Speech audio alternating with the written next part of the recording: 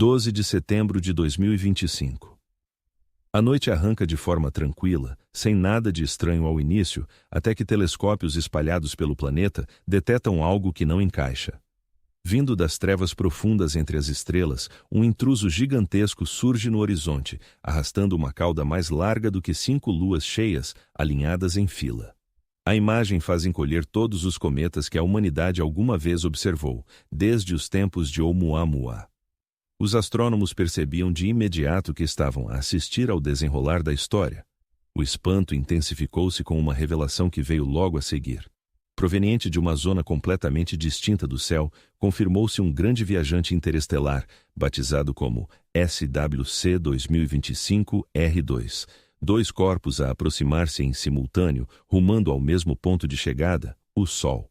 Origens distintas, trajetórias variadas, mas um alinhamento partilhado. Os peritos debatiam-se para descrever o fenômeno, vários o classificavam como astronomicamente improvável. Contudo, os dados eram inequívocos, comunicados oficiais rotulavam-nos como cometas, mas em privado as dúvidas fervilhavam. A exatidão dos seus trajetos parecia sobrenatural, quase intencional. O que parecia mero acaso começava a soar a uma encenação, como se um plano oculto se desenrolasse no tecido do universo. Uma interrogação pairava no ar. Seria isto pura aleatoriedade, ou algo teria sido ativado para lá da nossa compreensão? A primeira peça deste enigma bizarro surgiu com um instrumento SW da NASA. Naquela manhã de setembro, ele registrou um rasto de luz tão vívido que surpreendeu até os observadores mais experientes. Frente à quietude do campo estelar, este objeto ardia com uma ferocidade anormal. As medições depressa expuseram a sua dimensão impressionante. A cauda estendia-se por quase 2,5 graus no céu, 5 vezes mais ampla que o brilho da lua cheia. Cometas comuns não agem assim, não na sua primeira passagem, nunca.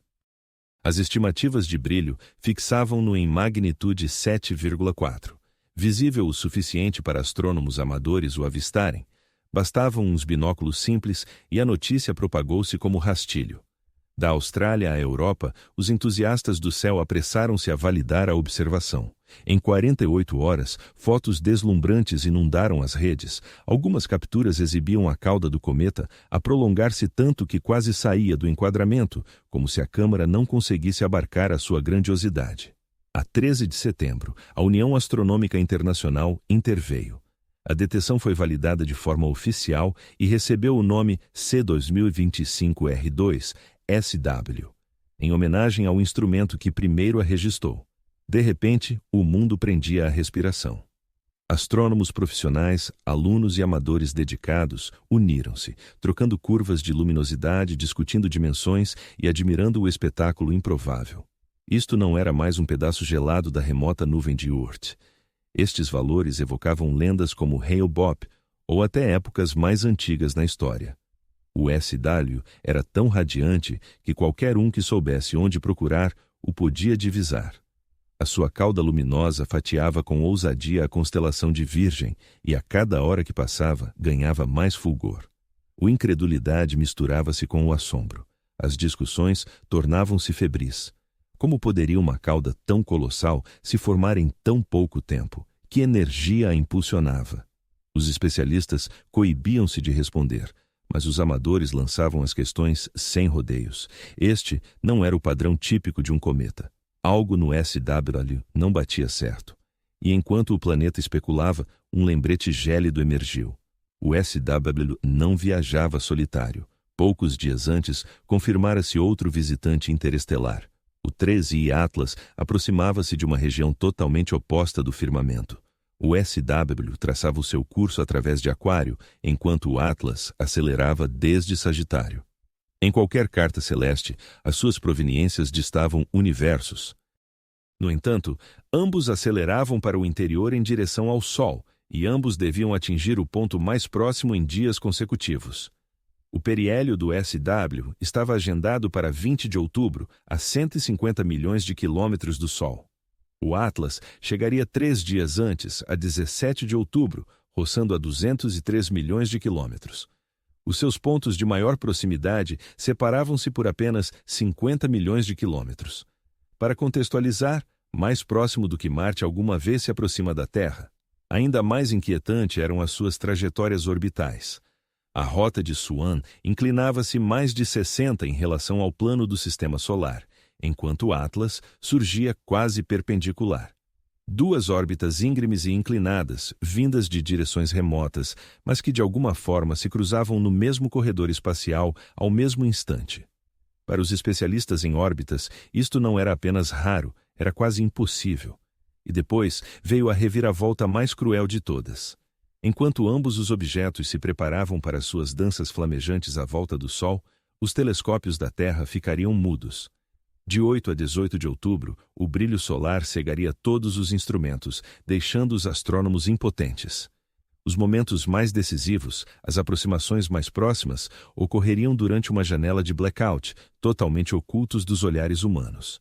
Na astronomia, o momento é tudo. Assistir a não um, mas dois visitantes imensos a chegar em conjunto, só para os verem desaparecer no clarão do sol no auge da sua viagem, parecia o destino a provocar-nos. Coincidência, ligação ou algo mais, ninguém o podia afirmar.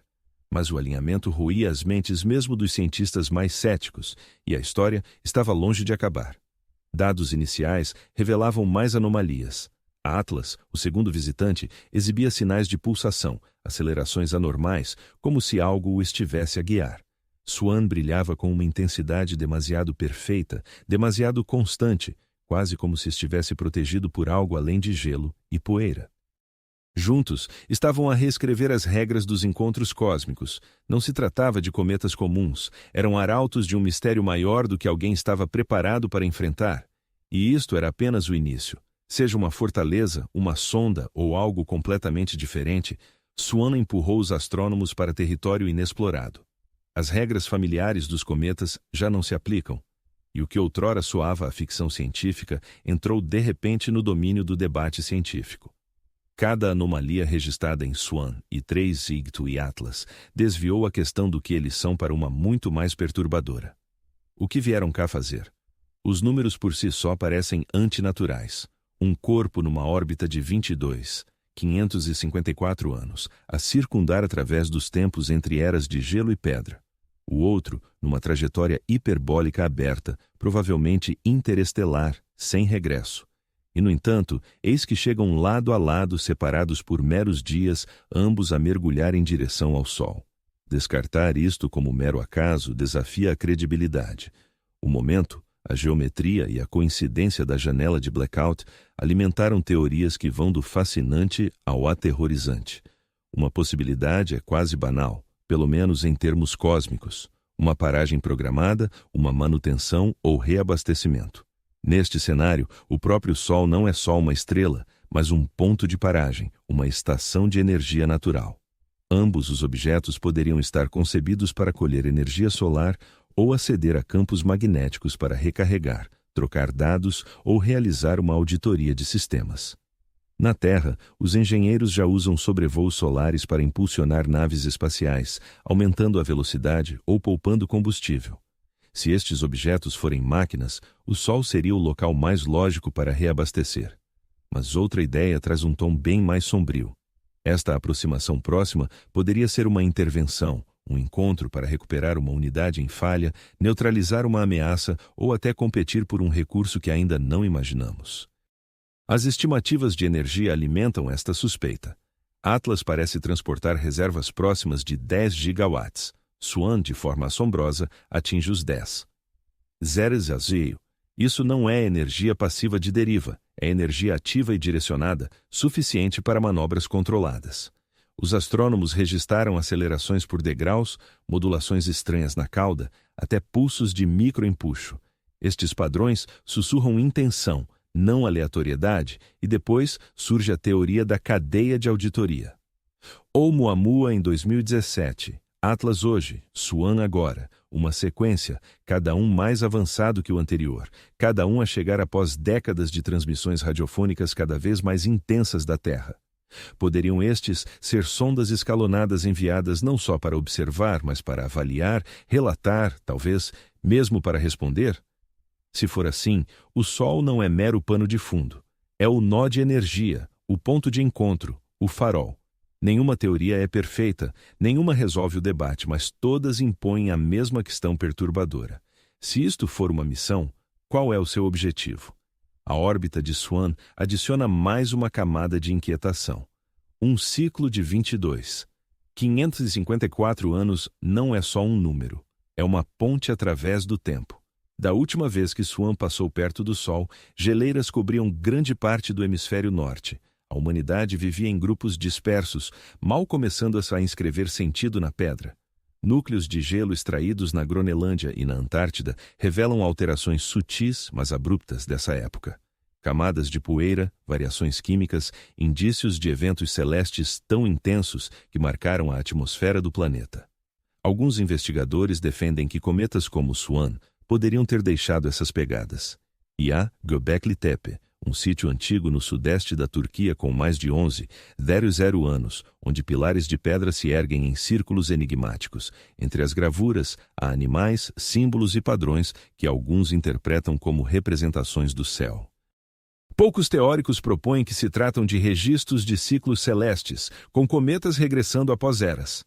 Será que Swan já esteve lá antes? Será que a sua última passagem ficou gravada em mitos e pedras?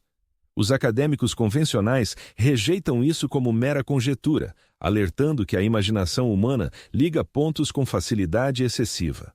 Mas o alinhamento temporal é duro de ignorar. Se Swan regressa de facto a cada 554 anos, a sua última visita coincidiu com o alvorecer da civilização humana. Acaso ou memória guardada ao longo de milênios? Contudo, logo que estas dúvidas ascendem, o silêncio instala-se. De 8 a 18 de outubro, todos os grandes observatórios terrestres param, ofuscados pelo brilho solar. Oficialmente, trata-se da pausa habitual por conjunção solar, mas por trás do véu, murmúrios contam outra narrativa. Memorandos internos do Comando Espacial dos Electreiros e da Agência Espacial Europeia ordenam às equipas que suspendam todos os rastreios por radar e todas as imagens de alta resolução de Swan e Atlas. Pedidos de dados brutos evaporam em buracos burocráticos. Propostas de cobertura alternativa são recusadas sem justificações. Os cientistas são instruídos a aguardar, a manter o silêncio até após o periélio. O apagão é absoluto. Justo no instante em que duas das visitas mais estranhas da história moderna atingem o seu ponto mais próximo. O registro oficial escurece, mas o céu não obedece a ordens e os amadores também não. Bill Gray, um veterano respeitado no segmento orbital, soa o alarme em fóruns públicos e canais encriptados. Ele mobiliza uma rede de astrônomos de quintal, estudantes universitários e pequenos observatórios. Mantenham os telescópios virados para o céu, registrem cada piscar, partilhem os dados antes que sumam. A sua mensagem propaga-se e, em breve, coalizões de base popular surgem. O coletivo Ibero-Ibérico reúne sensores de campo amplo em Espanha e Portugal.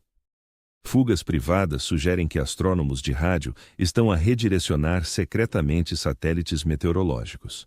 Da América do Sul à Europa de Leste, cidadãos comuns assumem o papel de observadores de primeira linha.